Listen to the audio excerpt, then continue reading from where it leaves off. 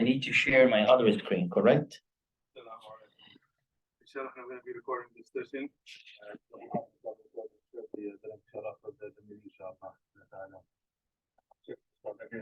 have two segments. It's going to be open for everybody, inshallah, at the very beginning. And then after that, inshallah, he's going to talk and then ask the history, inshallah, under 60, inshallah. So without any further ado, بسم الله الرحمن الرحيم الحمد لله والصلاة والسلام على أشرف المرسلين محمد صلى الله عليه وسلم وعلى آله وصحبه أجمعين. Looking at this setting, make no mistake about it that the overwhelming majority of this congregation, we are immigrants to America. And one of the wrong notions that continuously fester in the minds of many of us, that America is home away from home. We always say that America is home away from home. But that could not have been furthest from the truth. America is now home. I'm not prodding nor am I condoning the idea that we should forget where we came from. Far from it. We should remember where we came from. What ails our brothers and sisters in Palestine, Somalia, Sudan, Libya, Egypt, Afghanistan, or Pakistan, or Bosnia, or anywhere else in the world, it ails us. And what makes them happy, it brings jubilation. It makes us also happy, and it brings jubilation into our hearts. So I'm not saying we should forget where we came from. But if we continuously say that America is home away from home, then we are thinking in temporary terms. Temporary terms meaning, if I came to America and I said, well, I'll go back next year, I'll go back in 5 years, we would never have built the masajid in America. This very facade, this very building that is built here, it was thought of by our forefathers. Those who came to America and they said, a day will come when we will run out of parking spaces. Those who came here, the pioneers, and they said, coming to America does not mean that we will leave abruptly and go back, because some of us cannot go back for political reasons. There are many other reasons that certain people, when they come to America, they cannot go back. And so now that we have been in America for the past 20 years, 30 years, 50 years, 60 years, even 100 years, it means that we have to think about our existence in this country. And so the notion that America is home away from home, it should now be eliminated. Keep in mind that there are many people standing long lines in front of American embassies and American consulates, and they are waiting their turn to come to America. Just imagine that. So many people are withstanding the heat of the sun and the downpour and perhaps hardship for them to come to America. You and I are already here. So now we have an obligation to build our institutions. And there is, by the way, no one can tell you go home. Why would I go home and where when I was born and raised in America? These young eyes, boys and girls, they are the product of America. They are as an American as an apple pie. You cannot deny them their American citizenship. This, by far, is their country. They may be from parents who came from Egypt or Sudan or Somalia or Pakistan or India or Mogadishu or perhaps Eritrea or Ethiopia or Bosnia. Did I miss any country? Libya, of course. Or Libya or Afghanistan. So it doesn't matter where you came from. Now these children are Americans. But one thing that we continue to forget, we are faced with something in America we call the open society. everything goes. In America, we are faced with something called the open society. I have the right to raise my children the way that I see fit. The society cannot dictate to me. No one can dictate to me how I should raise my children. It's an open platform. The high school system in America has an indoctrination.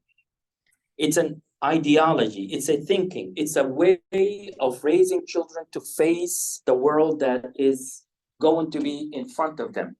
College, and of course, after that, working in corporate America or having a business here in America. And so we're faced with challenges that are not easy to understand, especially for immigrants who came to America and did not know how the American system operates. If you never went to public school in America, trust me, you do not know how many Americans think, how the system thinks, what is in the public streets, how to deal with people, because the schools prepare our children to face the world. And you cannot compete with that at home unless you understand what goes on in public, unless you understand what goes on in the world around you. Now, our children have rights upon us. We cannot come to America and bear children and just let them loose to roam freely without us having a say in the way that they are raised and in the way that they think and in the way that they behave, because we have a responsibility towards them. And I will say it now. I will never blame the teachers. I will never blame the imam of the community. I will never blame our community or the public or the school they go to. I blame the parents, period. Raising children in America begins at home. The first line of defense is mom and dad. Do not come to me and say, oh, this society is so bad.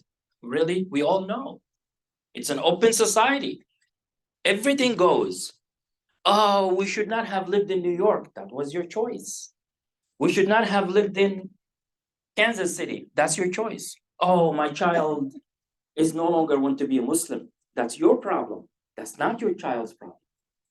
And so this lecture is a way for parents to rethink in the way that they see their children. And that by allowing them to say,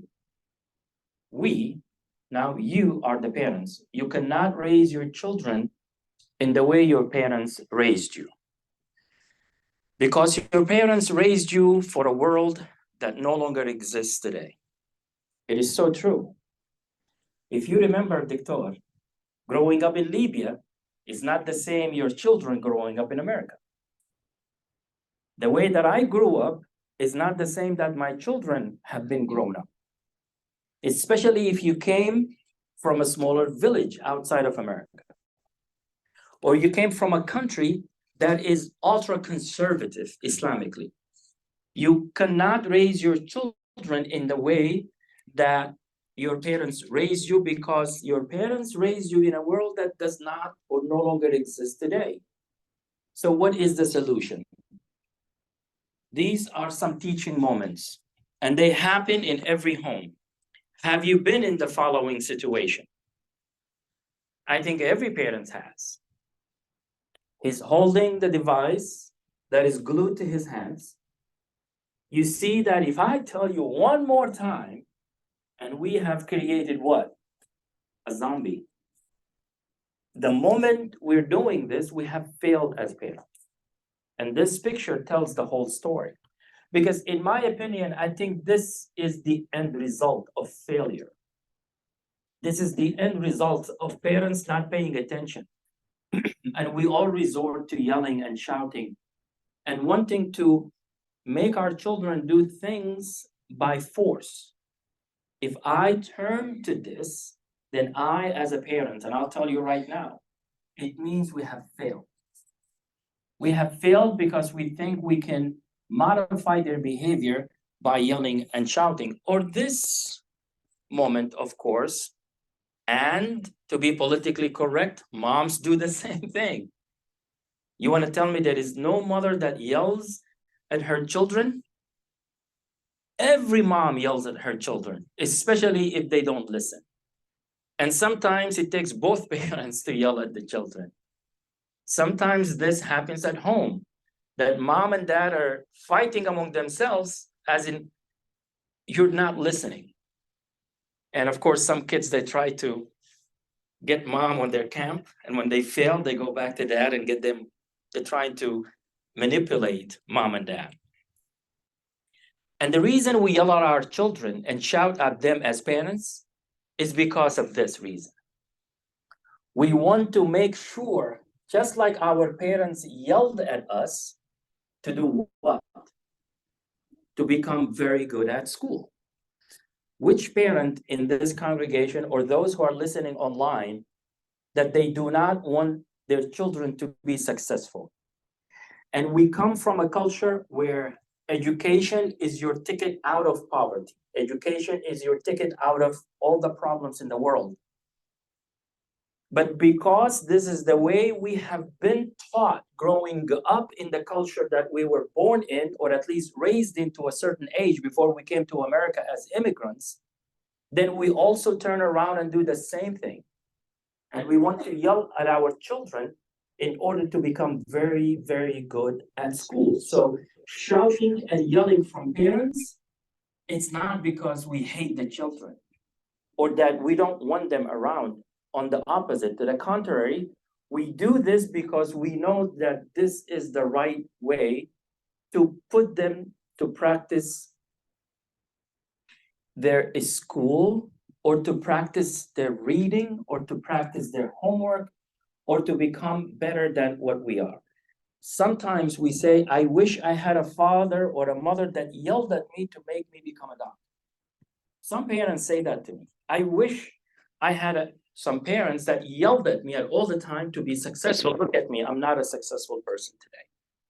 And so we are looking at this from the wrong way. And of course, if we can't join them sometimes, what do we do? If we can't beat them, what do? We join them. And now I'm going to ask some of the parents, do you do this at home with your kids? Of course. See, kids are always going to be honest. So I'm going to ask some parents with raise of hands. Do you ever do this with your kids? You do? You're one of the chosen few, mashallah. And the way you're smiling and doing it, you're probably doing it and you're like mind controlling them, aren't you? And you let them win sometimes. Actually, it's the opposite. They let you win. So who is a parent here that is doing this, right? Now, right, if you can't beat them, what do? You join them. And if you don't do this, I want to ask why. Let's be honest, because this is interactive session. And if those online want to respond to us, they can as well. And I'll let the maestro maybe pose the question. And if they can hear us, okay, by the way. So the question is, if I am not able to do this, why? If you say no, and we should not be doing this, why? To me, I don't have interest in those kind of things. You don't have interest in those kind of things. See, that's a good answer. You go ahead. Do it, but I don't know. You want to do it, but you don't know how to do it. All right, and we'll talk about that. I like it, but I You like it, but you don't know how to do it. Are you a father as well, of course? Yeah. So tell me, why wouldn't you sit down and play the video games or PlayStation with them? And be honest, do you think they're not supposed to be playing these games? No, I wish I could play with them. I wish I could know it. I tried, but I couldn't. Okay, you tried, but you couldn't. All right. They'll beat me. They'll beat you. Of course, all of these kids will beat you, Dr. Assam. Who else? Go ahead. Are you a father yet?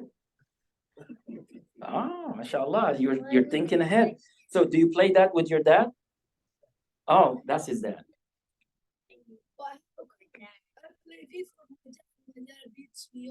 Yeah, that's playing FIFA. If he would play the other games, he wouldn't be able to beat you. Trust me. Because he was born to play soccer.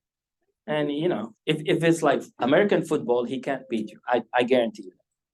So the question now becomes is that why are we not doing this? But have you noticed that some of us said, I wish I knew how to do it. Some of us said, well, it is not my interest.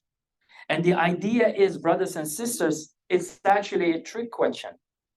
It is not whether you know how to play the game or not. It is not whether they can beat you or you can beat them or not later on. If you can beat them or they can beat you or not. But it is the quality time that you're spending it with them, regardless and irrespective of what it is that you're spending it with them. It could be arm wrestling. It could be racing. And by the way, until maybe until 3 years ago, I used to run track in high school. My children, 28, 24, and 22, we can run track and I still beat them running track. But of course, now I gotten a little bit older, so I'm not able to do that anymore. But the thing is, it doesn't matter. It doesn't matter what we do, but what matters is, can we spend the time with our children? Many of us who said, I wish I knew how to do it. I really do. I would have sat and played these video games with them. We call that the generation gap problem. And it is defined in the following ways. And some of you will recognize this right away. Parents, do you remember this? Who remembers this? Somebody's smiling. You remember this? Did anyone of you remember this? No, you don't. Young kids wouldn't even know this. In fact, we showed you a picture one time of actual telephone, the one with the little rotary thing in it. And y'all couldn't even know what it was. Okay? However, their video game console is this. What is this? Well, okay, well, what is it? What is it? There you go, Xbox. And he knows Xbox 16 or 12 or 5 or whatever. Everybody of the young kids, do you even know what this is, right? So there you go. It's a thing that you don't even need one of these. You just play, you wave in front of it, or you hit a bat or whatever, and it actually operates. Now, Dad, remember this calculator? Who remembers this? Doctor, do you remember this calculator? Of course, Dr. Isami would remember. But no, you don't remember this. This is, no, you don't. Trust me. This does not exist anymore. Do you remember this? Of course, Doctor, you're smiling. Do you remember this, guys?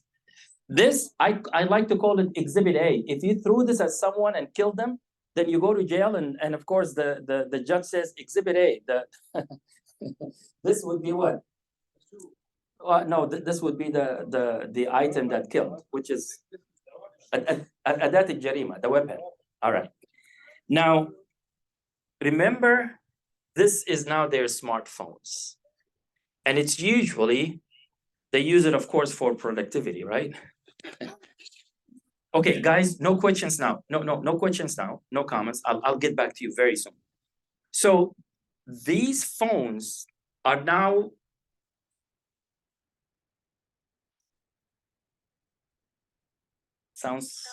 looks familiar. Of course.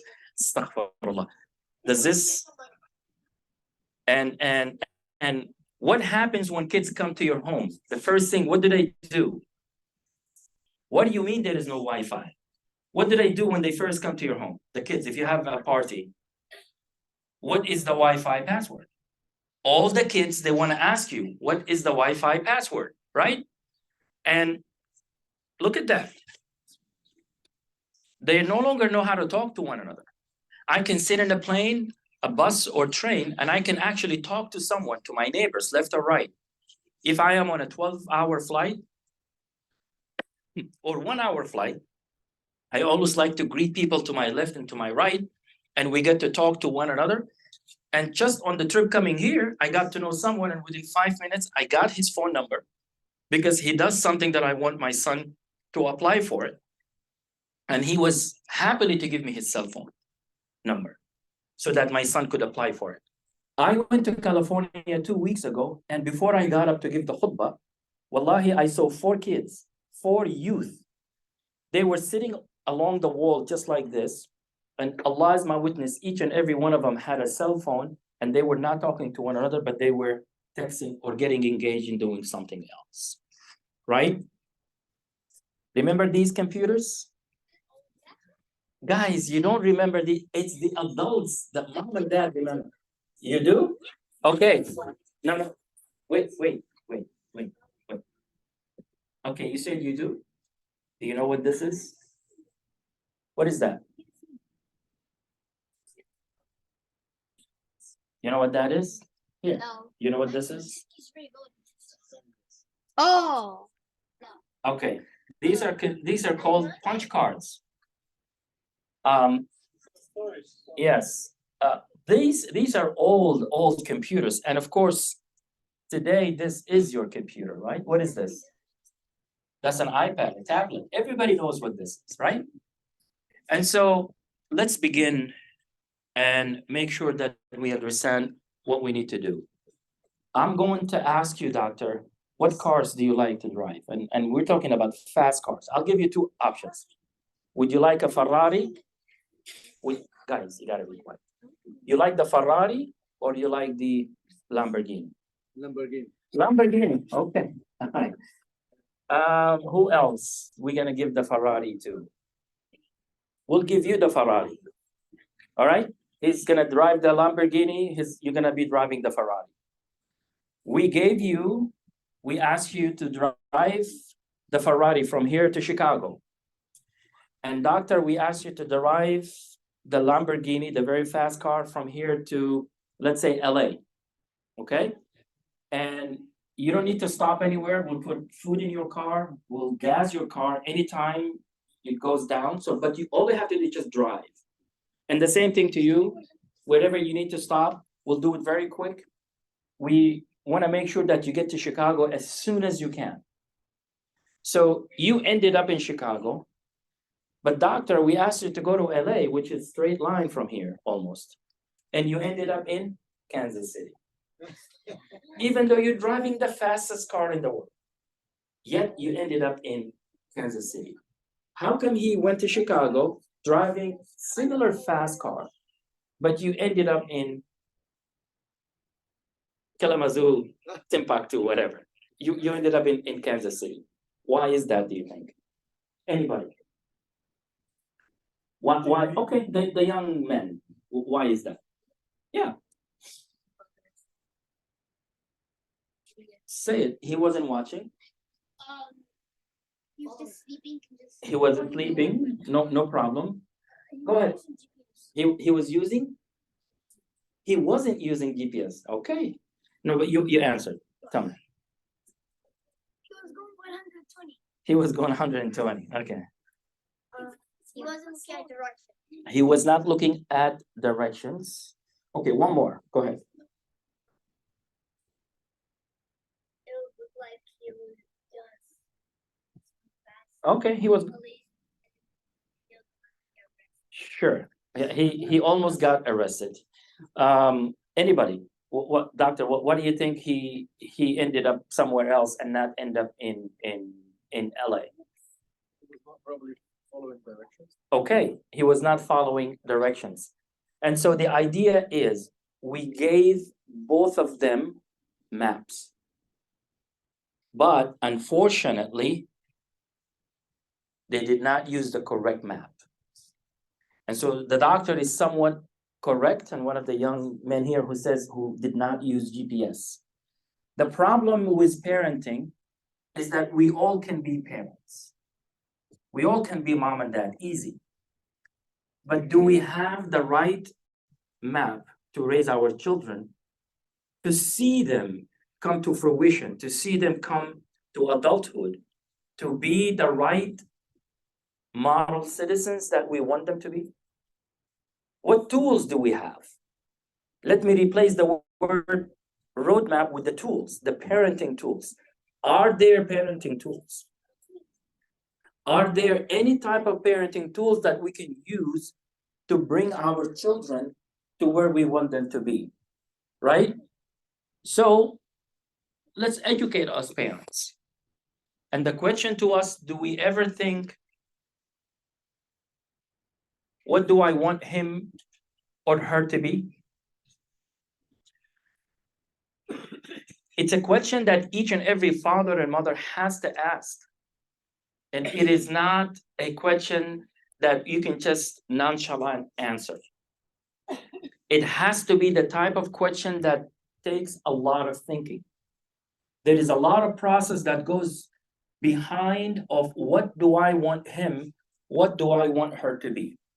Allah subhanahu wa ta'ala في سورة التحريم tells us, أعوذ بالله من الشيطان الرجيم يا أيها الذين آمنوا قوا أنفسكم وأهليكم نارا وقودها الناس والحجارة عليها ملائكة غلاظ شداد لا يعصون الله ما أمرهم ويفعلون ما يؤمرون. So Allah subhanahu wa ta'ala is telling us, يا أيها الذين آمنوا, O you who believe, protect yourselves and protect your families from a hellfire, that its fuel are men of fixed statures and stones of worship. But how do I protect my family? How do I protect myself? I protect myself and my family by getting educated. More knowledge of the deen, more knowledge of what purpose do I need to be. وعن عبد الله بن عمرو بن العاص قال صلى الله عليه وسلم كفى بالمرء إثما أن يضيع من يعود. Oftentimes when I recite this hadith, people misunderstand this hadith because the Prophet sallallahu alaihi wasallam said it is a voluminous sin, a huge sin for mom or dad, but specifically in this hadith to the father, the head of the household. كفى بالمرء إثما. It's a huge sin for the father to lose sight of what he wants his or her, what he wants his son or his daughter to be. It is a huge sin for him to lose sight that what do I want my daughter to be? What do I want my son to be? But man yaqut, meaning responsibility. Oftentimes people say, well, I'm not feeding them enough. Of course, that's one responsibility. But alhamdulillah, we all feed our children. But oftentimes, or sometimes, some of them don't come out to be the right person that behaves in a way that the society will accept, or that they would be of benefit to the society. All right? And this, the first time I read this, to be honest with you, it kind of sort of made me rethink how we in the Muslim community oftentimes raise our society or raise our community. Though that this is an individual case, but it's a Polaroid picture of oftentimes how we look at our children and how do we behave with them from the responsibility of raising them in an open society. This is not a hadith, but it's an incident where a man came to Umar ibn al-Khattab. And at that time, Umar ibn al-Khattab was the Khalifa. So the man came to him and he says, my son is disobedient. He doesn't listen to me. He's not obedient, and he's causing us a lot of problems at home. And so Umar ibn al-Khattab, being the just ruler that he was, he said, I want to speak to your son. I can't just take your words. Maybe he's going to tell me a different story. And so the lesson here is that I also want to hear from your son. And this incident is what's based on this lecture tonight. The rights of my son. So when he called him over, he said, قال عمر, when he came over, the young man, he said, Ya Amir al-Mu'mineen, what are my rights upon my father? He said, أن ينتقي أمه, to select his mother, not only from a good lineage, but that mother, because she is truly the master of the house in raising the children. Children will spend more time with mom than they would spend more time with dad. When Nabi sallallahu alayhi wasallam said, قال, when the man asked him, قال من أحق الناس بحسن صحابتي يا رسول الله, who is the best person in this world that I should be dutiful to? قال أمك, your mom. And then he said, then who? He said, your mom. And then who? He said, your mom. And then he said, your father. But the idea here is that I have to choose the right mom who is going to help me to raise the children. And number two, وَأَنْ يُحْسِنَ إِسْمَهُ, and to choose a good name for our children. The name of my child has to be meaningful. It has to be the name that brings success or tranquility to that child. It has to be a name that is acceptable. In some cultures, a child name might be Khaysha, might be Shahata, might be something, it might be almost like a nickname, but that's the name that that child will go with. But unfortunately, it's cultural. However, I, the father, and I, the mother, have to raise the children in a way that I get to name them a good name. He says, what is his third right, O Amir al-Mu'minin? Now the child is asking, what and what else? He said, أن يعلمه القرآن, to teach them the good knowledge of the deen, al-Quran. So to choose his mom, to choose a good name for the child, and to teach him the deen. The boy then replied, he said, Ya Amir al-Mu'minin, my father did none of that. First of all, he chose a Zoroastrian slave woman, meaning this woman was not even a Muslimah and not even from the people of the book. She was a fire worshiper. Number two, he nicknamed me cockroach, Ju'lan. Yani he was making mockery of me. Of course, he was belittling his mom. And then when a child came, he was belittling this child to a point where he named him Ju'lan or Khumfusa. وَلَمْ يُعَلِّمِنِي مِنَ الْكِتَابِ حَرْفًا وَاحِدًا. And he never taught me a single letter from the Quran. He never taught me how to read and write. He would not teach me the deen. So Amir al-Mu'minin at that moment turned to the father and he said, you came to me complaining that your child is disobedient. You are the one who's disobedient to your child. And so the rights of my children is to choose the right mother for them, to give them a good name, and to teach them the religion. But I have to pause here for a moment. I think it behooves us to also say that moms also have to choose the right husband. She has every right to say, if this man does not pray, I don't want to marry him. I don't care how much money he has. And I would beg each and every one of you, do not marry your daughters to someone who's wealthy, who does not pray to Allah subhanahu wa ta'ala the 5 daily prayers, who does not know the deen, who is not a good Muslim, because money goes and comes, but when the religion leaves, hardly ever it comes back. And so, where do we go from here? Number one, we need to talk with our children and not at them. And here's why now I'm going to ask all the young boys and online, please, the boys and the girls who happen to be, the host has a spotlighted. Okay. So we want all the boys and girls who are not senior high schools. In other words, if you're not 17, 18 and above, you need to leave the room. And online as well, just for 5 minutes, and then we'll ask you to come back. Please, kids over here. Okay, so the Sheikh, the Sheikh only asked for the younger, all the kids under 16 to not be in the meeting at this point in time. So the next material he's going to talk, he wants to be for adults only. So if anybody online have children, which would be a great idea, inshallah, just make sure that none of them under 16 will be with you for the next segment, and that will change, inshallah. It just takes about 55 minutes, inshallah. Jazakumullah khair.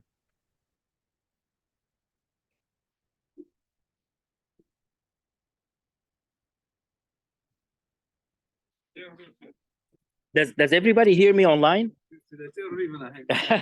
You can leave as well, yes. Does everybody online still hear me? Yes. They said they can hear me? Yes. Okay. Yes. You can hear me, correct? All right. Yes.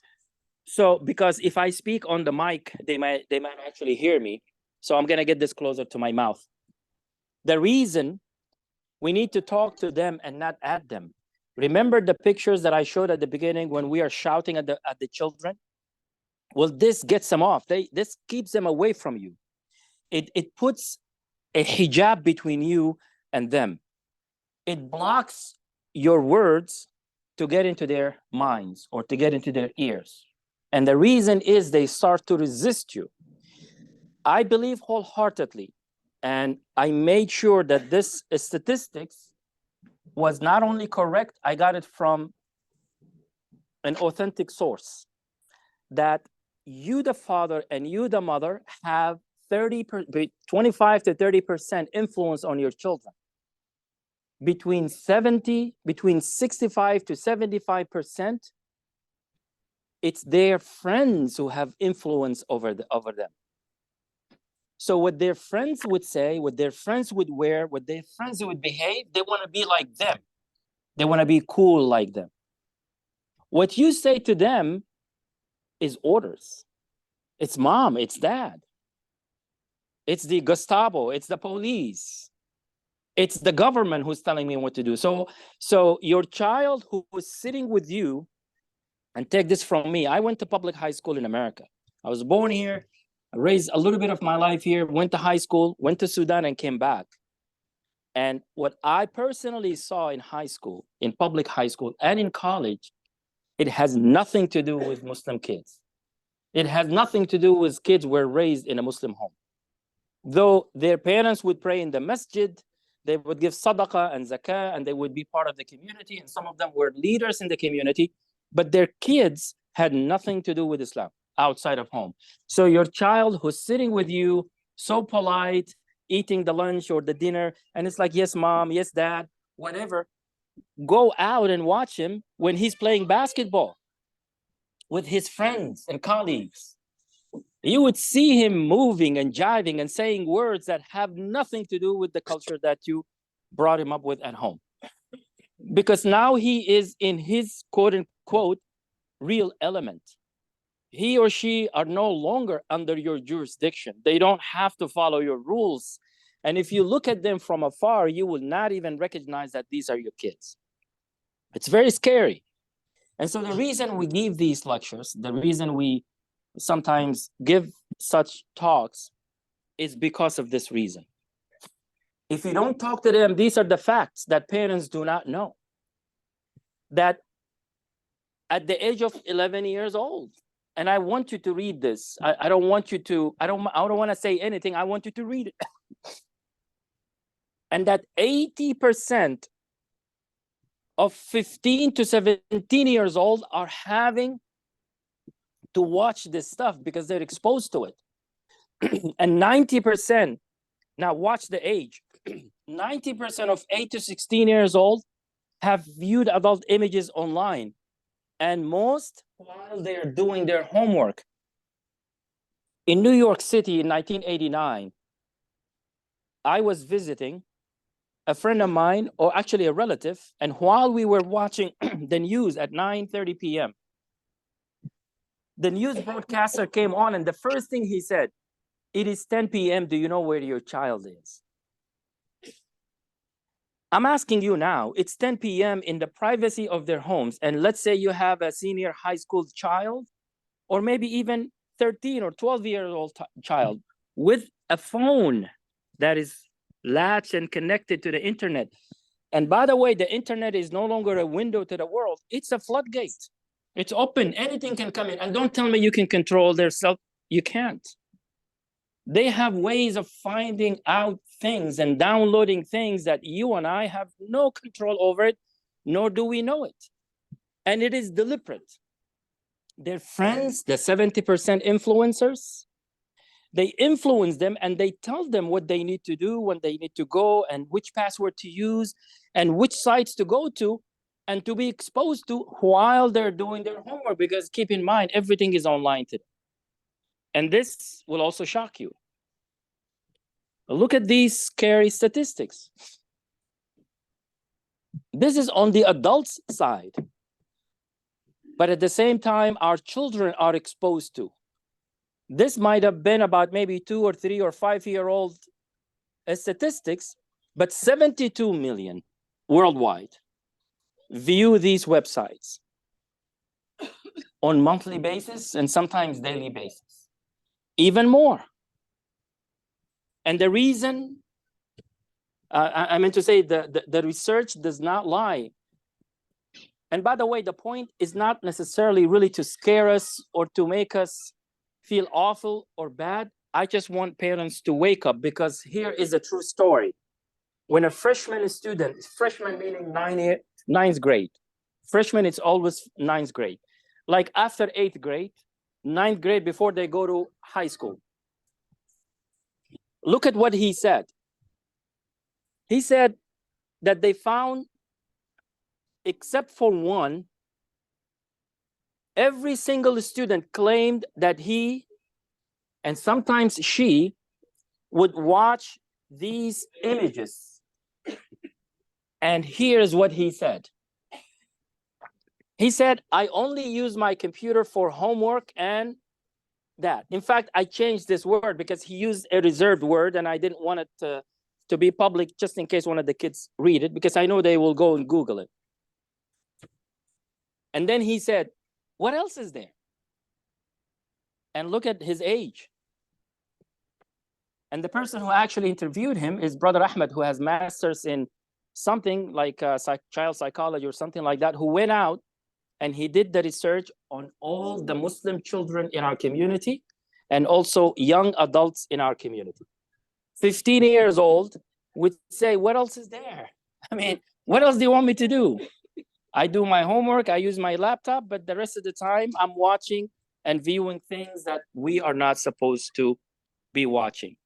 And the question is, instead of shouting and yelling at them, what lessons should we be teaching them?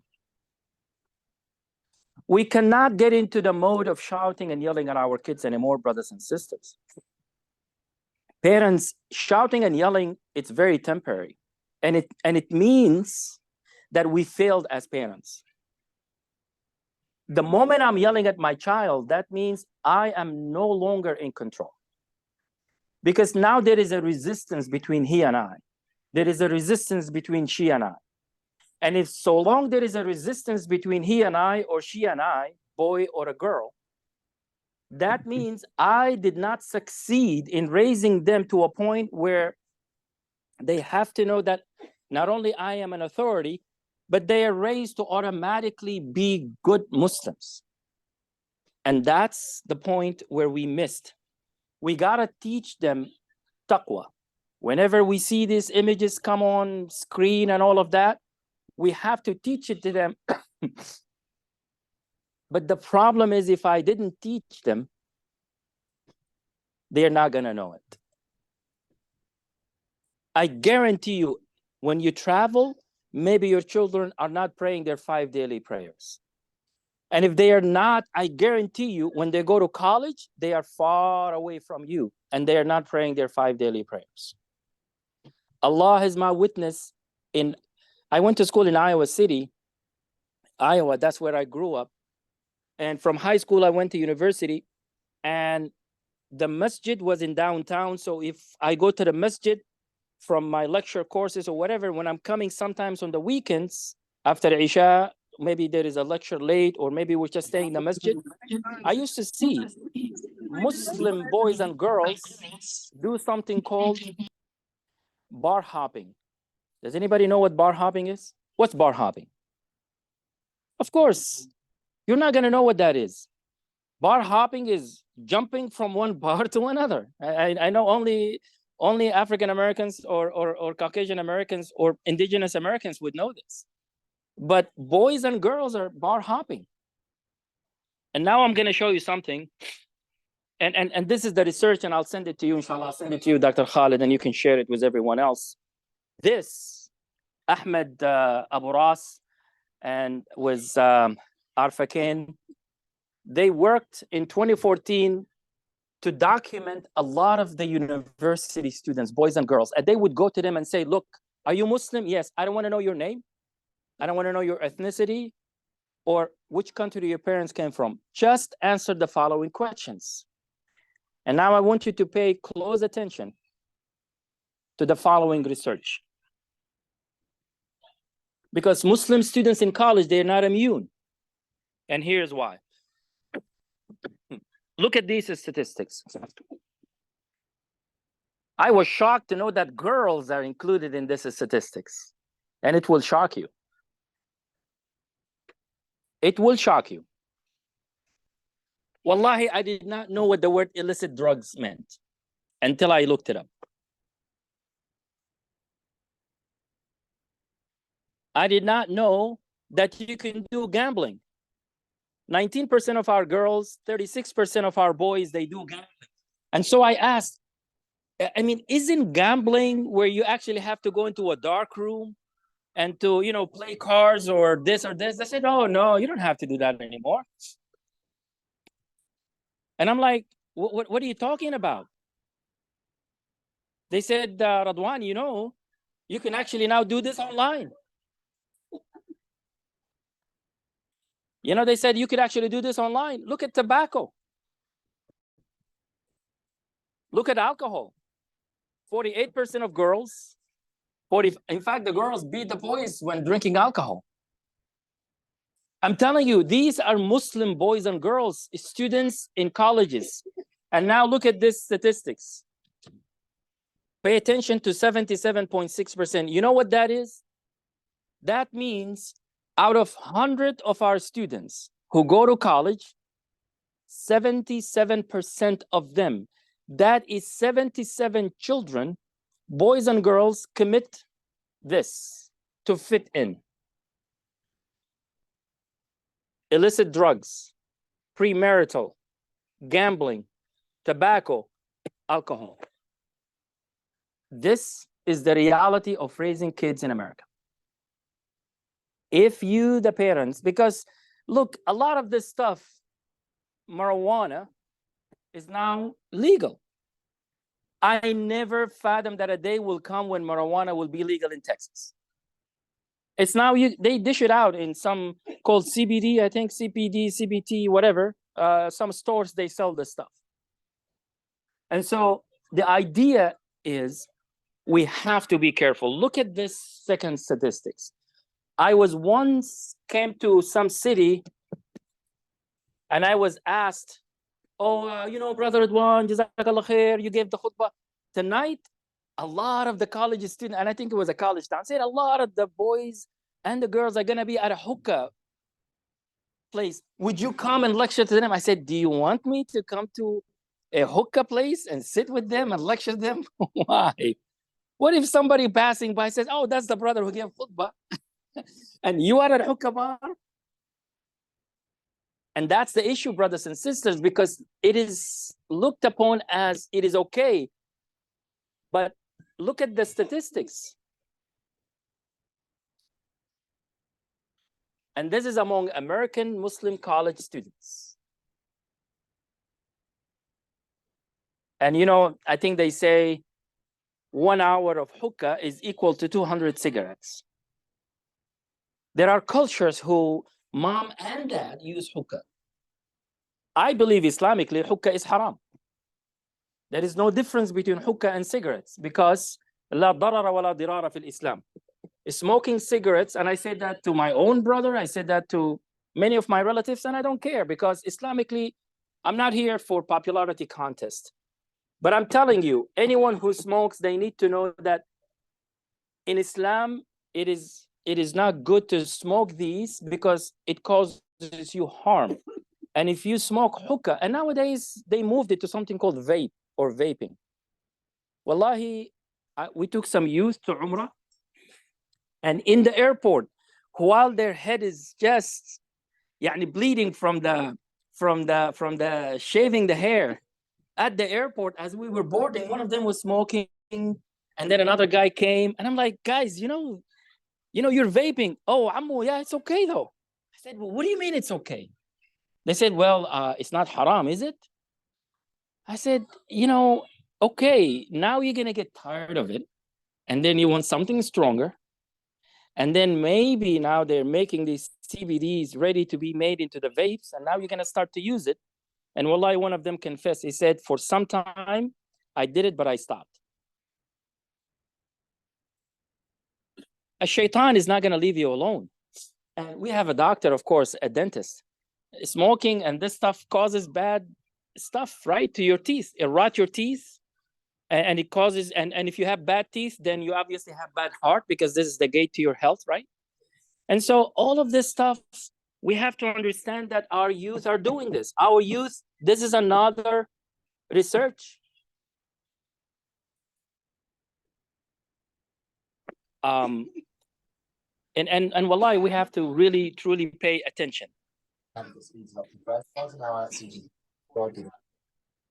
For shirts like this one for shirts around. If your fridge, we can go. They asked that, like the survey, do your parents pray? Okay, they don't or they do? We will talk about that, but the question was because they're considered to be now adults. You know what I mean? But we'll talk about that. And I'm actually going to come to that. And I totally agree with you. The second thing is, let's ask ourselves, am I his or her role model? If I smoke at home, my kids will smoke. There was a show in New York City during the heights of the drugs problems in New York City, and there was a commercial that says where a father will come all of a sudden into the room, and his son was picking around with some drug device, maybe marijuana or something, and his son says, "Didn't I tell you to stop this?" And he says, "Dad, I learned by watching you. I learned by watching you, Dad." And so لما صبت من التعاويذي said, إذا كان رب البيت بالضف ضارب فشيمة أهل البيت الرقص. If the father of the house was a drummer, the kids and their mom are going to be dancing, right? So if you play any type of tunes at home, everybody is going to dance to it. وأبو العلاء المعري, he says, وينشأ ناشئ الفتيان منا على ما كان عوده أبوه وليس الفتى منا بحجا ولكن يعلمه التدين أقربوه. There is no way I can raise my kids amongst wolves and I expect them to be kind kids. They're going to turn around to be wolves as well. And that's exactly what we're talking about. I have nothing against the public high school system or the public education system, but I feel wholeheartedly that the public education system have failed our Muslim kids because they don't teach values. The public education system is not there to teach you religion or values. We have separation between church and state in America. The public education system is there to only teach your kids sciences and language, and that's it, and history. They're not there to tell them, be good to your parents, don't lie, don't steal. In fact, a lot of times the kids who come from broken homes and who happen to be in public school system, they become the influencers by bullying. 30% of all kids nowadays are suffering from bullying. A lot of the kids who kill themselves because they have been bullied. And the statistics are out there. This is not anecdotal. These are actual statistics. And so we have to really, truly be careful. The third thing that we wanted to talk about, I want fathers to be just. Fathers, we need to be just between boys and girls in our home. We are suffering from a dilemma that plagues us from a cultural point of view. And we need to know once and for all that there is no difference between boys and girls at home. I'll give you an example. We have a large number of guests that come home, and the moment the guests leave, what do we say? Boys, go help your mom in the kitchen? Or do we say, girls, go help your mom in the kitchen? While the boys run upstairs or run to their rooms and start to play what? Their video games. We never tell the boys, go and help your mom in the kitchen. Why is that? One girl complained to me. She said, Ammu, or Ya Sheikh, you don't understand. When my brother became 18-year-old, my dad says, from now on, you got to wash and iron his clothing. Like, really? Why? She's not the maid. But sometimes we have very, very strange culture that has nothing to do with Islam. Allah subhanahu wa ta'ala is just, and he said, even when a woman gives sadaqah, she's as equal as giving sadaqah like a man. If she gives zakah, she receives the same reward as giving zakah. If she goes to hajj, she receives the same reward as for a man going to hajj or umrah. Allah subhanahu wa ta'ala says, وَمَنْ عَمِلَ صَالِحًا مِنْ ذَكَرٍ أَوْ أُنْثَى وَهُوَ مُؤْمِنٌ فَلْنُحْيِيَهُ حَيَاةً طَيِّبَةً وَلَنَجْزِيَنَّهُمْ أَجْرَهُمْ بِأَحْسَنِ مَا كَانُوا يَعْمَلُونَ. man or woman, when they do good deed in this dunya, Allah will give them blessings equally and make their life easier equally. It's not a man or a woman. النبي صلى الله عليه وسلم قال من كان له أختان أو ابنتان فأحسن إليهن ما صاحبته كنت أنا وهو كهاتين في الجنة. Yeah, they can come now. You can bring them. I think they're making a lot of ruckus. Yeah, the kids can come back, inshallah. بقول له freedom. You do not want to come out, eh? Okay. والسلام. والسلام.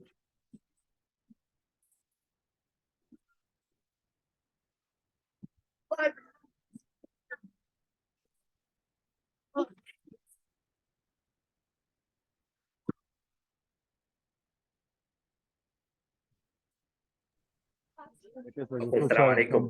السلام عليكم. السلام عليكم. Yes, we did. Hey guys, السلام عليكم. السلام عليكم. Boys and girls. Okay, thank you. Okay. So just a few more minutes and we're going to end and then we're going to ask questions. And if you just be kind to me, you had a lot of noise in there. Let's keep it quiet. Is that okay? Okay. All right. So Allah subhanahu wa ta'ala tells us that there is no distinction between man or woman when they are engaging in salah or sadaqah or zakah or all the good deeds. We cannot distinguish between them. When we have guests at home and the guests leave, boys and girls need to go in and help mom. Not only the girls, boys and girls.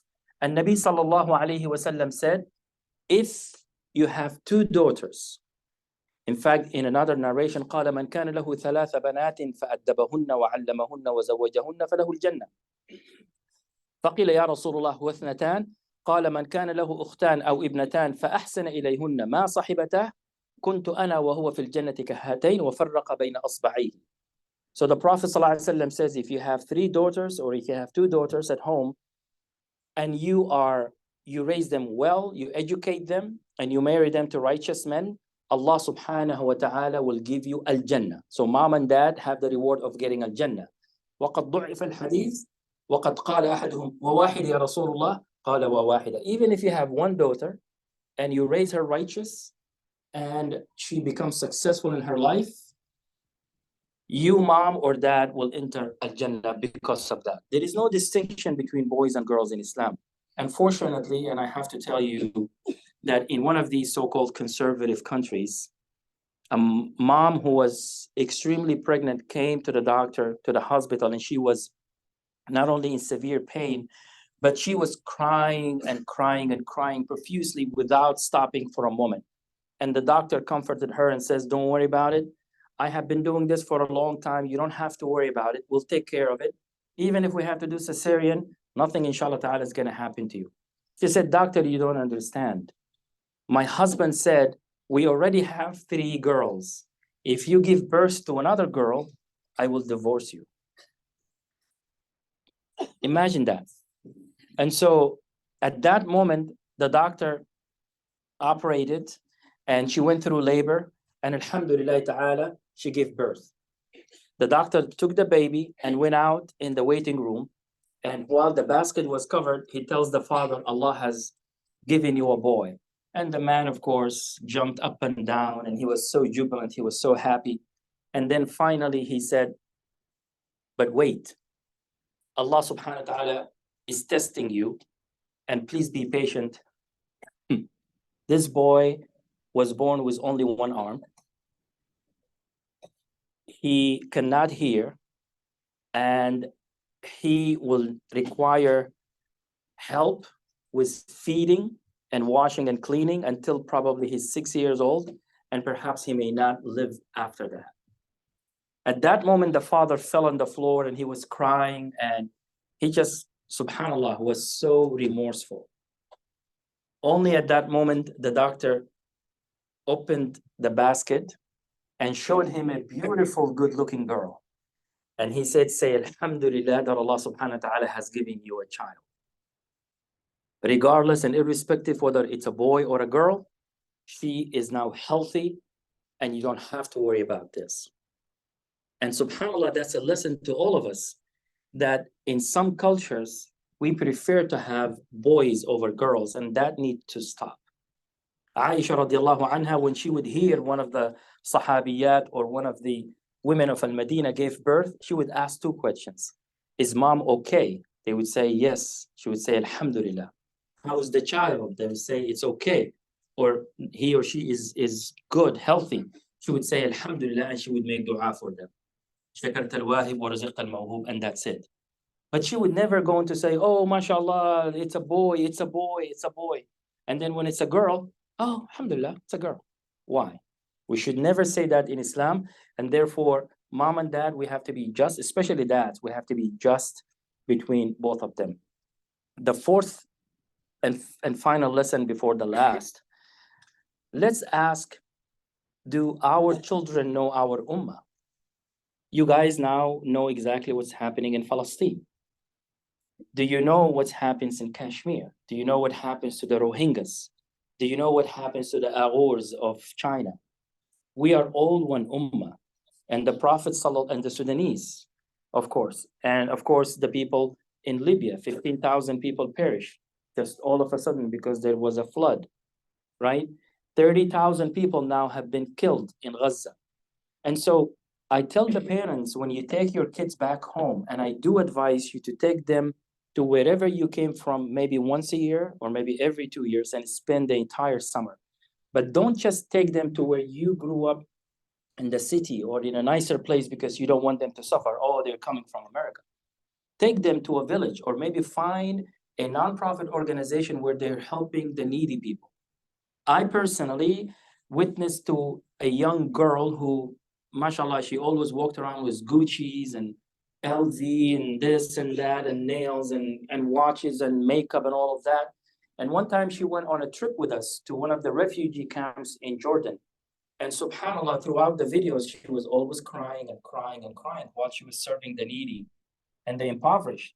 When she came back, I've never seen her wear makeup afterwards. I've never seen her, subhanAllah, worry too much about her shoes or the clothing and this and that. She just became like a regular person, but she was even more productive.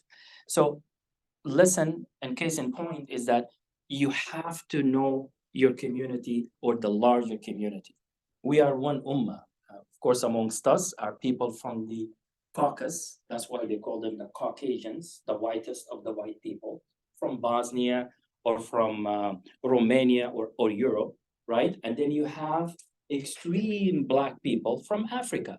And then you have all the other colors in between, from the Middle East to all the way to Asia and the Far East. But this is how Allah subhanahu wa ta'ala created us. Why? Allah subhanahu wa ta'ala says, إِنَّا جَعَلْنَاكُمْ إِنَّا خَلَقْنَاكُمْ مِنْ ذَكَرٍ وَأُنْثَى وَجَعَلْنَاكُمْ شُعُوبًا وَقَبَائِلَ لِتَعَارَفُوا إِنَّ أَكْرَمَكُمْ عِنْدَ اللَّهِ أَتْقَاكُمْ. I created you, Allah subhanahu wa ta'ala says, we created you from man and woman. And we have created you into multitude of nations so that you may know one another. You may sit with one another like this. In fact, Martin Luther King Jr. used to say, the most segregated day in America is Sunday. Whites go to their church to worship, and Blacks go to their church to worship. But look at the Muslim community. We are represented from everywhere else. And then Allah subhanahu wa ta'ala says, so you may know one another like this. You sit together with one another, respecting one another, loving one another. And then Allah subhanahu wa ta'ala says, the best amongst all of you are those who are righteous or closer to Allah subhanahu wa ta'ala. Doesn't matter what your color is or what lineage you come from. And this is what we need to teach our children. We need to let them know that there are orphans around the world, that there are needy people around the world, and also that there are people who are different than you around the world, and that we are all one ummah, especially when we go to Umrah or when we go to Hajj. I personally have seen people in Hajj. There was a group that all of a sudden came from, I think, the door of King Fahad or something like that. They just came in droves. And for the first time in my life, I could hear people speak like this. And they were worshiping Allah subhanahu wa ta'ala like that's a language. And Allah subhanahu wa ta'ala knows all languages. And mashallah, they were weeping and they were like so much spiritually into it. Allah subhanahu wa ta'ala distinguished between all languages, and Allah subhanahu wa ta'ala knows all languages. So you ask Allah subhanahu wa ta'ala to the best, but just imagine you have Muslims who are from China, who don't ever speak the same language you speak. Or like I said, this group from Africa who their language was just completely out of this world. I couldn't understand exactly what they were saying, but they were communicating with Allah subhanahu wa ta'ala. All right? يقول الله سبحانه وتعالى مثل المؤمنين في توادهم يقول النبي صلى الله عليه وسلم مثل المؤمنين في توادهم وتراحمهم وتعاطفهم مثل الجسد إذا اشتكى منه عضو تداعى له سائر الجسد بالسهر والحمى. We are like one body. If one thumb aches, the entire body wakes up all night and aches. And finally, I want to ask, and I want you to be very honest, especially the boys. Do you pray your 5 daily prayers? Yeah. Every day? Yes. Yes. Yes. We do. Okay, but not all of them. Only Wait. It's okay. Just answer the question. But the thing is, maybe not all of us, right? I want us to say, if you did not, mom and dad, if you did not get anything from tonight's lecture, I don't care what you learned. If our kids don't pray, I want you to pay attention to the following. If we don't pray at home as a family, our kids will never get to pray, nor will they pay attention to it. I say Allahu Akbar, and my 3-year-old will come around and grab my feet. I say Allahu Akbar, maybe my 2-year-old will come and yank the, I guess in Urdu you call it janamaz or musalliya or the prayer mat. You may see your child yells and shouts when you say Allahu Akbar because you're not paying attention to them. Then you actually have to not only be patient, but perhaps bring a small musalliya to him or to her. They need to know. We don't need to reach the point where we need to punish them because they didn't pray. We don't need to reach the point and yell at them and say, why didn't you not pray today? We should make it more pleasant for them to worship Allah subhanahu wa ta'ala than to make it like a chore. But it's an art. And do our children pray their daily prayers, especially when we're not around? If I am on a trip, as I said earlier, will they pray? And so even bringing them to the masjid, oftentimes maybe we get annoyed in the masjid when kids make a lot of noise, but we shouldn't. Otherwise, they'll be making noise somewhere else. It's okay for them to come to the masjid. Of course, we don't want them to ruin the masjid, but at the same time, the masjid should be the pleasant place for them, the fun place to come to. All of this, brothers and sisters, we need to leave a legacy behind. If we don't have an Islamic school in our community, I think that's a deficit. I think it's a problem.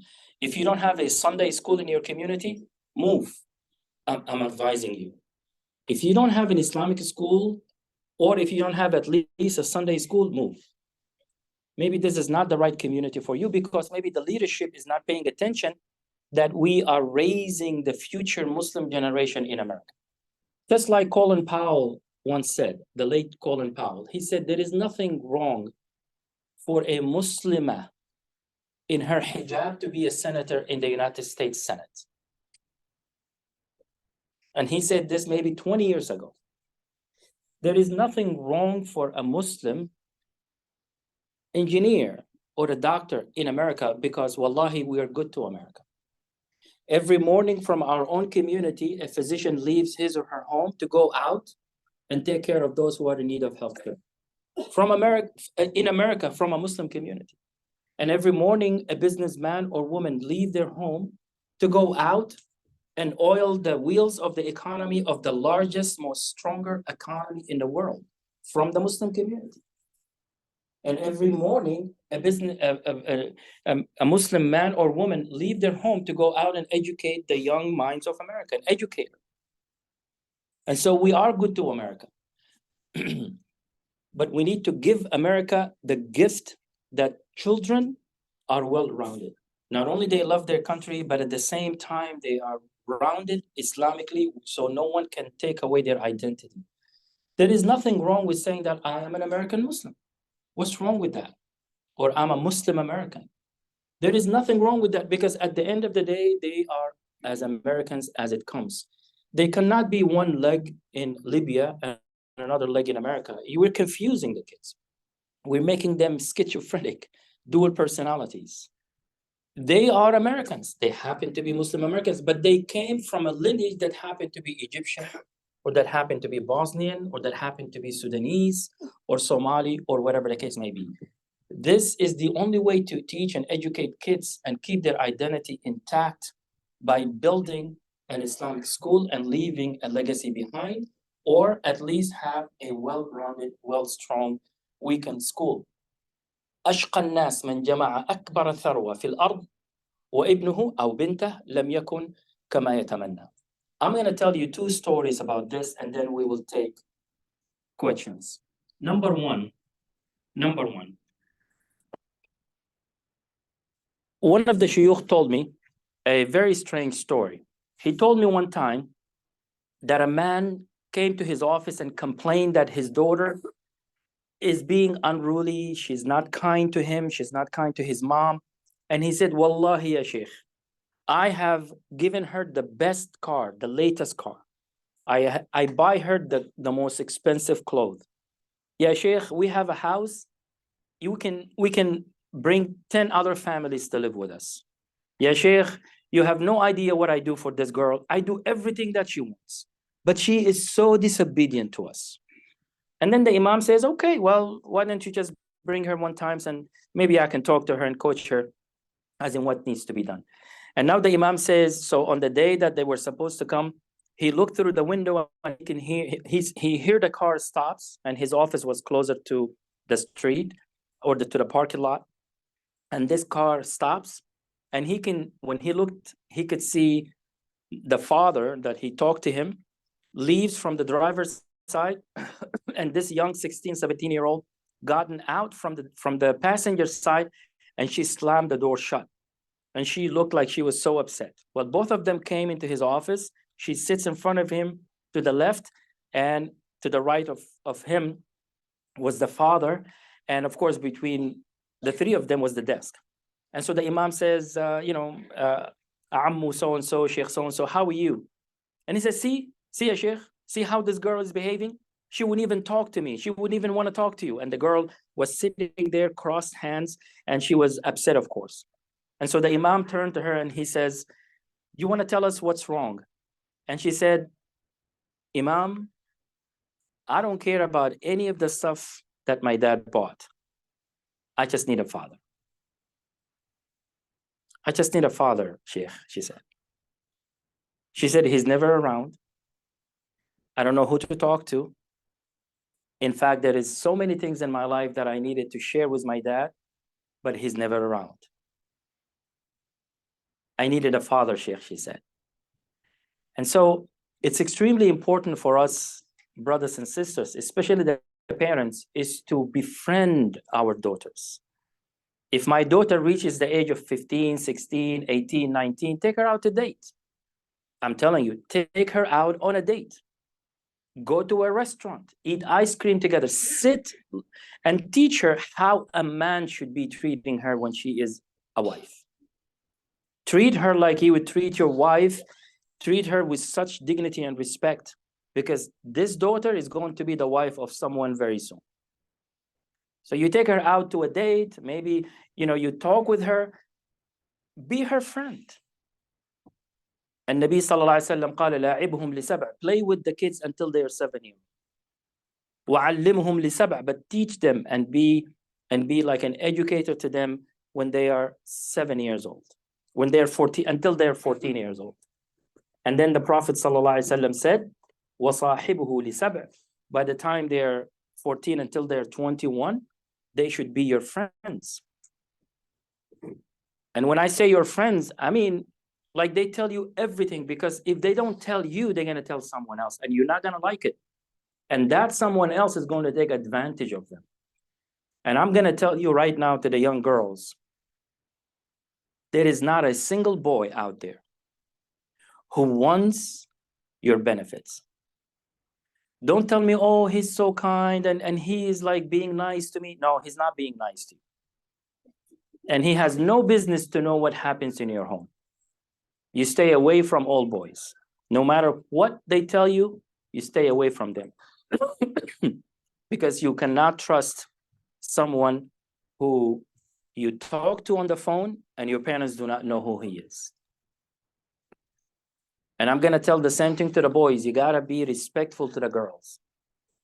You cannot speak to the girls with disrespect because you're Muslims.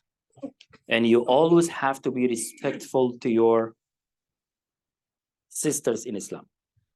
You also have to be very respectful to your sisters at home. Because guess what?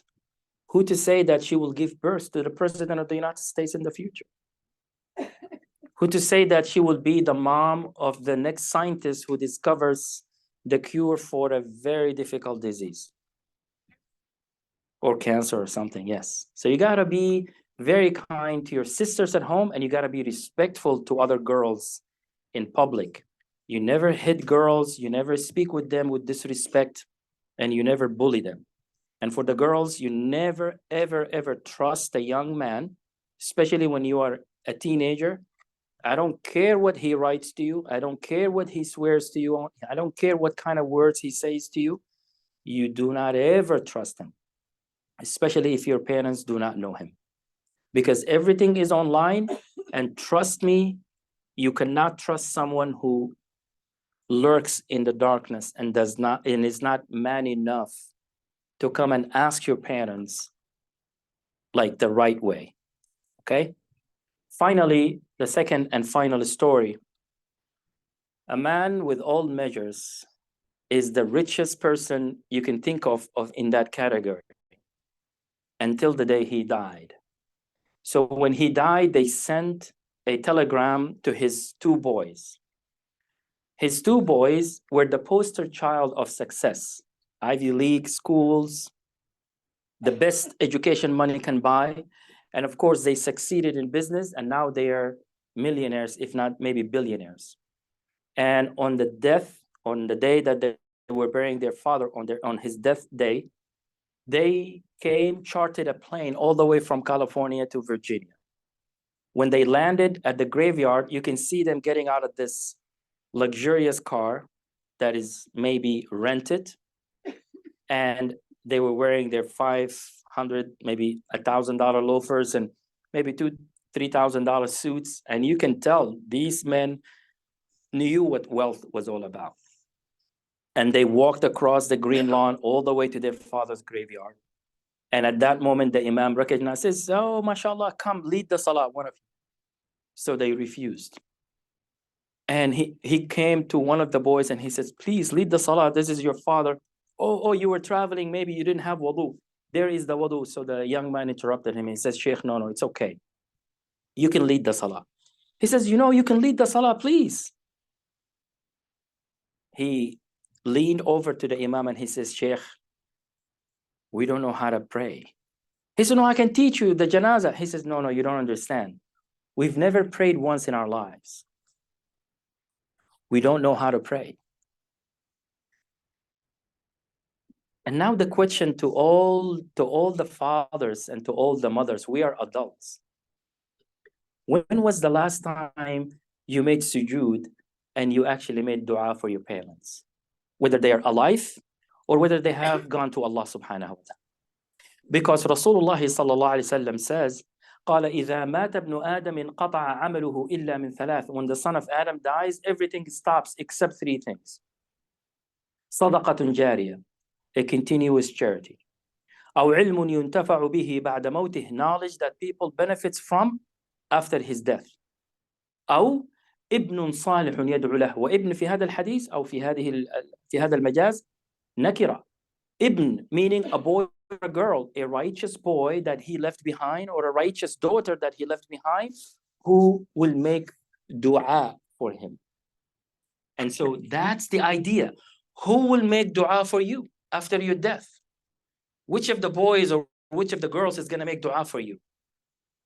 If we, the adults, mom and dad, who forget to make dua for our parents while we are alive, and if they are with us or past, do you think our children who grew up in a society that does not recognize the deen, nor they are intact with their identity, will they make dua for you? That's the question that we need to answer. Jazakum Allah khair, and may Allah subhanahu wa ta'ala bless each and every one of you. And now if you have any questions, we'll inshallah ta'ala entertain them. Go ahead. You have a question? Go ahead. I just want to say something. He said when two boys said, we don't know how to pray, and the Sheikh asked, Sheikh, I said, can he teach them? Then they aren't Muslim if they don't pray. Subhanallah. Read the question, sir. So with this young man, what is your name? Ali. Ali is saying, Sheikh, because these boys don't know how to pray, that means they don't pray. And if they don't pray, that means they're not Muslims. And Nabi sallallahu alayhi wa sallam says, قال إن العهد الذي بيننا وبينهم الصلاة فإن إن العهد الذي بيننا وبينهم الصلاة فمن ترك الصلاة فقد ترك الدين. The covenant between us, them and Allah subhanahu wa ta'ala is a salah. And anyone who does not pray deliberately says, oh no, salah is not that important, or continuously not pray, that means they're not Muslims. So you have to be very, very careful. Being forgetful is one thing, and deliberately not praying is another thing. So a Muslim should always pray his or her 5 daily prayers. And so that's important. Okay. So why don't we ask the parents to ask first, and then I'll come back to you guys. But what did you mean with that question? They would have to convert to Islam first, but does that mean they were like born Muslim, or they were born without no religion? So everyone is born a Muslim, right? Right? No. Yes. Everyone is born a Muslim, correct? Yeah. But then later on, أبواه يهودانه أو يمجسانه أو ينصرانه, correct? So parents are, that's why I keep saying, parents are responsible. The parents are always responsible of how their kids will grow up. And mashallah, Ali, you're doing a good job, mashallah. Go ahead, Akhi. You're welcome.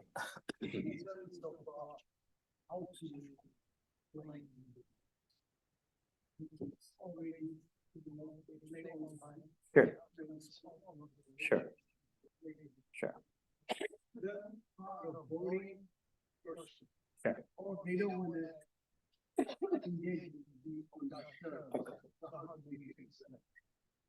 So the question is, my kids play online. They have a lot of friends online. They play with their friends all over the world. I, the father, I'm a boring person to them. Or I, the mother, I'm a boring person to them. And in fact, there is no relationship between us. We talked about the generational gap. We should never give up, Akhi. Our kids, we not only gave birth to them, but they grew up in front of us, and we the ones who pay the light bill, we the ones who pay the rent or the mortgage. And so therefore, excuse me, we are supposed, they're supposed to listen to anything and everything that we tell them.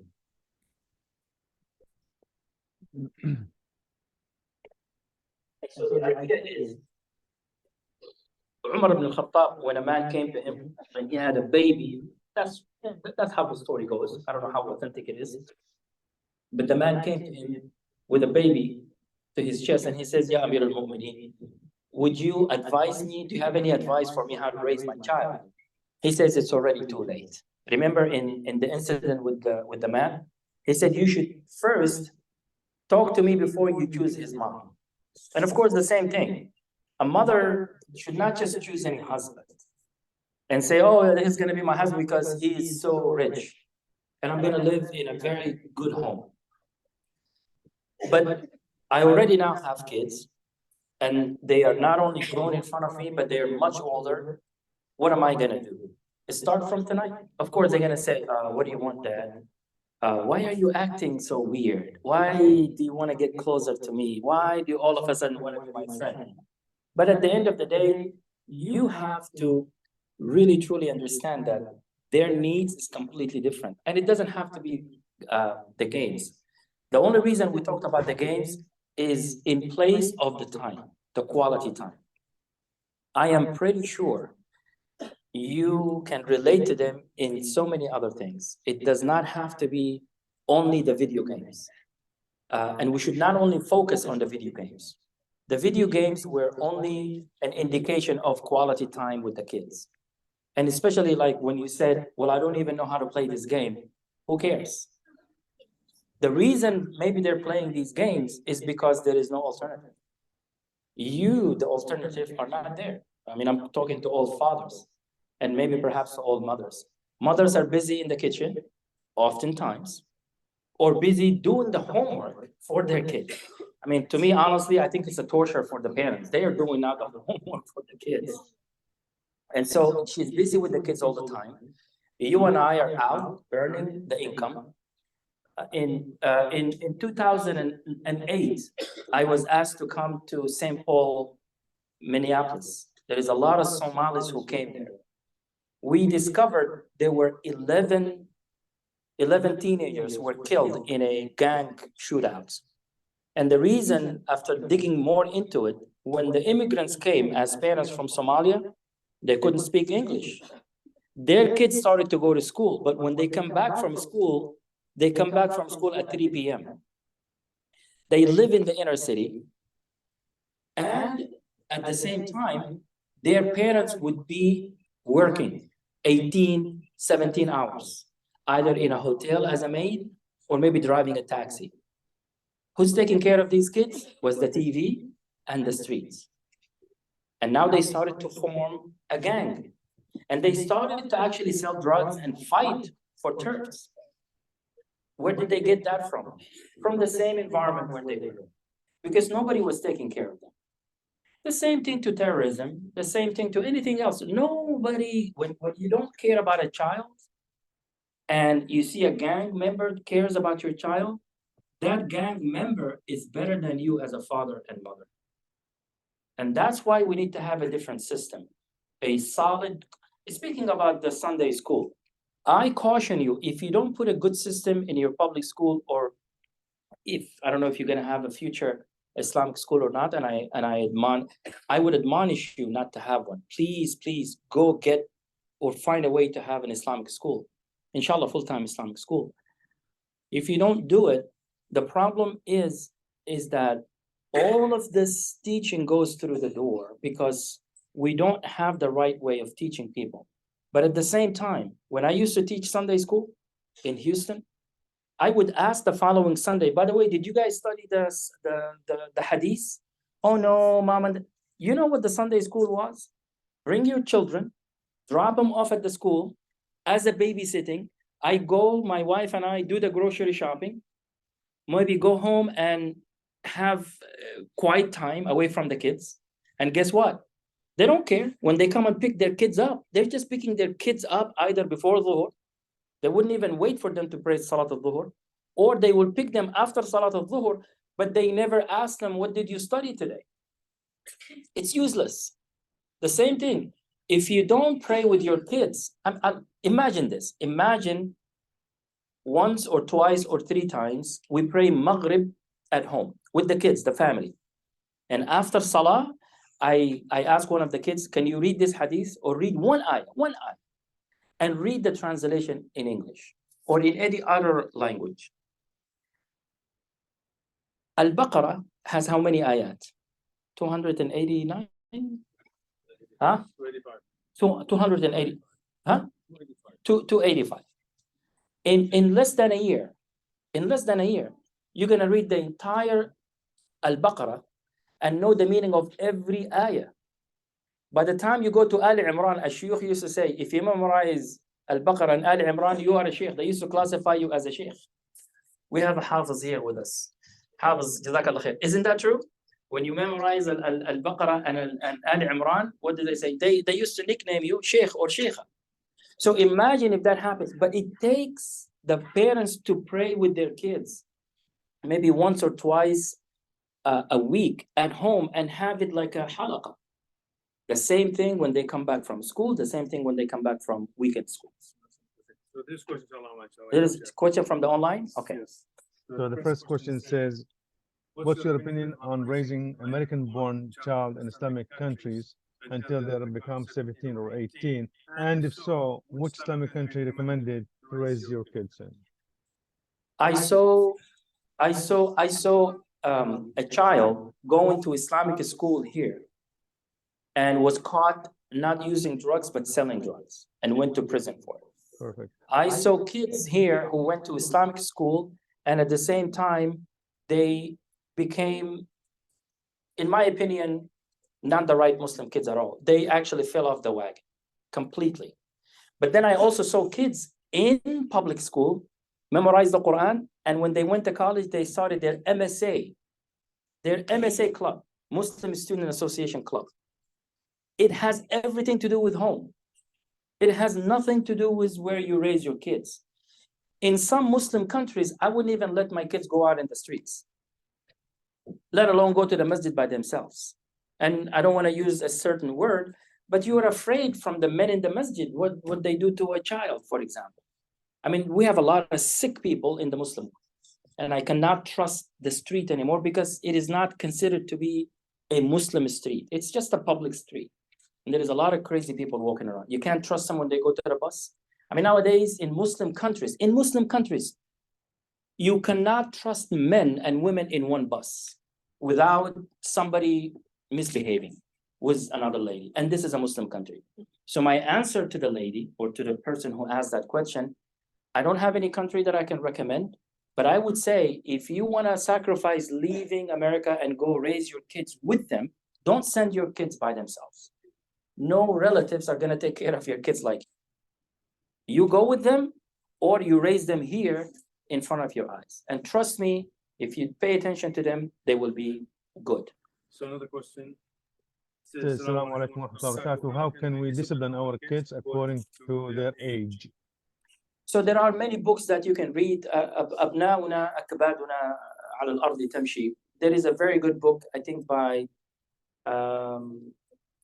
Dr. Salah or something like that.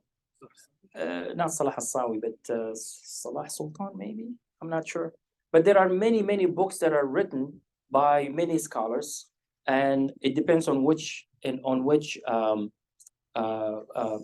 you speak.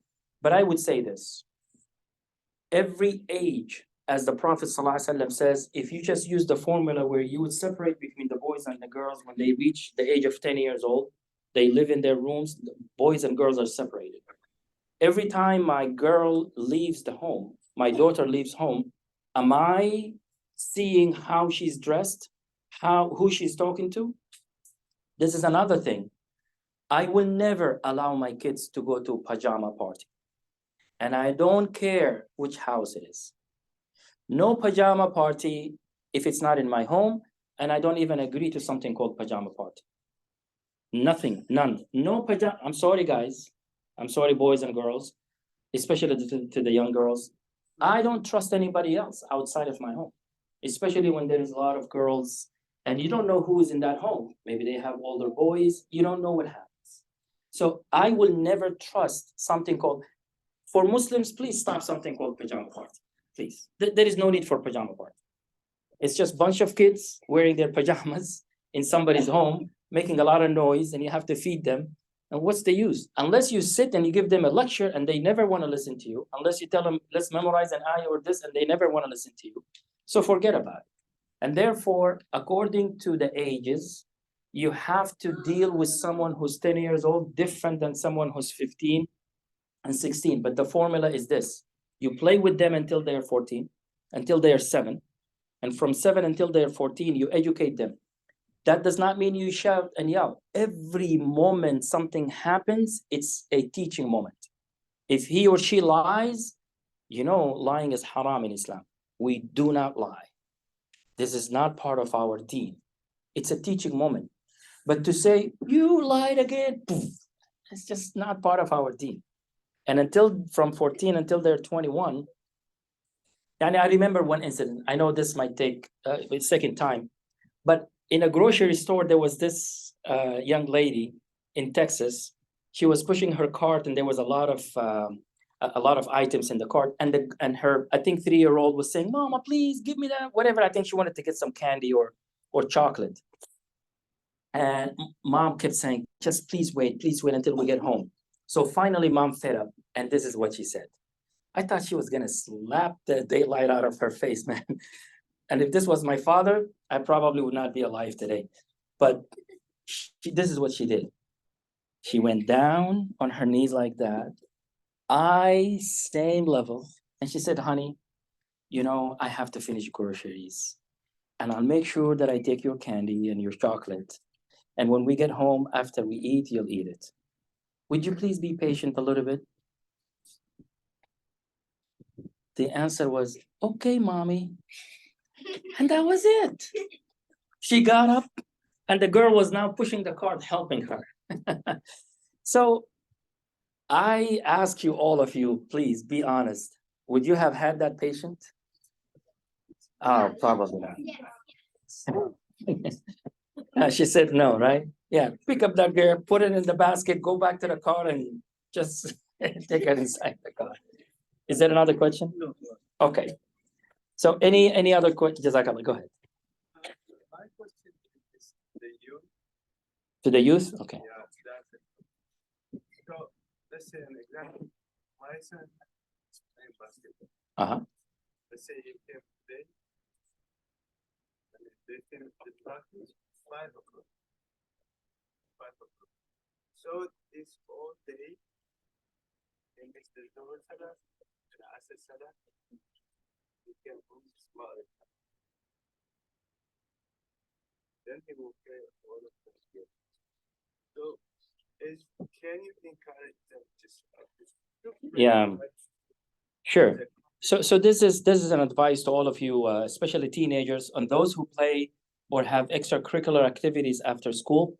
Sometimes, as he was saying, you have a game at 5 p.m., then you already have not prayed Dhuhr, and now the time of Asr has already passed by, and by the time you come home, it's Maghrib. And of course, we don't combine prayers unless we're traveling in Islam.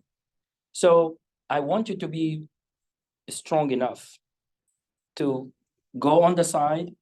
It doesn't matter where you at, and pray.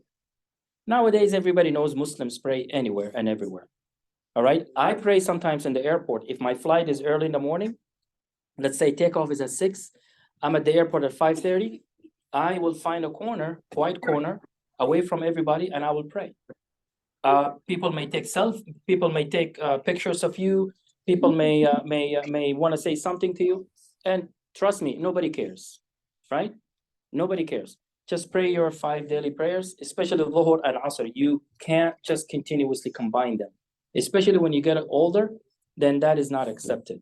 Okay, so be a Muslim and be proud that you're a Muslim, and you need to pray wherever you can, so long it is obviously safely in a clean place and away from the noise. All right. Yeah, I think we need to pray. Go ahead. So like when you told us, So or is it? When we do public speaking, we don't say so like. Okay, but go ahead. when you told us that someone memorized the Surah Al-Baqarah at least 2 times a week, I feel like he will not memorize. He will at least memorize it for a year, because my mom told me that if you don't memorize every day, you forget. Sure. So you have to. I agree with you.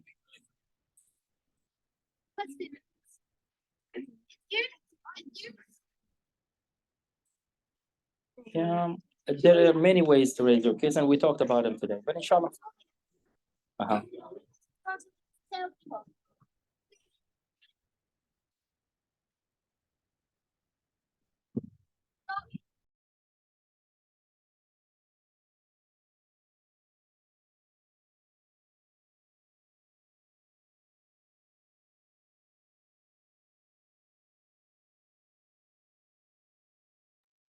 جزاكم الله خير. سبحانك اللهم وبحمدك أشهد أن أستغفرك. إن شاء الله we'll see you إن شاء الله. And if you have any question, you can send to the school email as well. جزاكم الله خير. السلام عليكم.